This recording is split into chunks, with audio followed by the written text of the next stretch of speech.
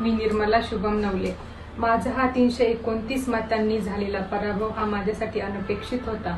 मात्र पैशाचा प्रचंड अतिवापर होऊन सुद्धा 6577 मतदारांनी माझ्यावर जो विश्वास दाखवला त्याबद्दल मी त्यांची मनापासून ऋणी आहे। या निवडणुकीमध्ये पैसा जिंकला, बोगस मतदार जिंकले आणि माणूस हरला। हे कटू पण वास्तव सत्य आहे। आज माझ्या गणातील काही मतदार हा काही पैशांसाठी पुढील 5 वर्षांसाठी विकत गेला, ही भावना माझ्यासाठी खूप वेदनादायक आहे।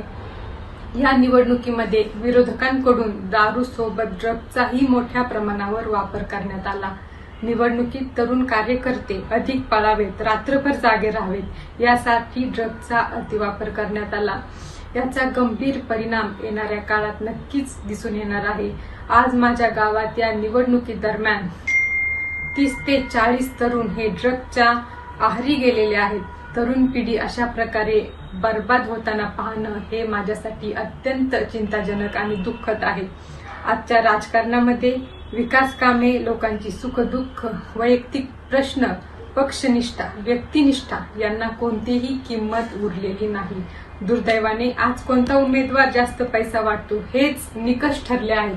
म्हणून आजची परिस्थिती अशी झाली आहे की ज्याला राजकारण करायचे आहे त्याने आधी पैसा कमवावा, तो निवडणुकीत वापरावा, जिंकून यावे आणि पुढील 5 वर्षे जनतेकडे पाठ फिरवावी।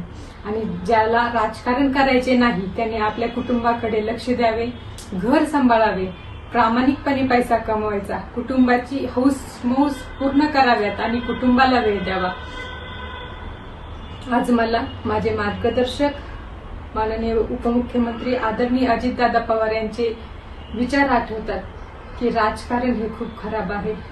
धन्यवाद। जय हिंद, जय महाराष्ट्र, जय राष्ट्रवादी।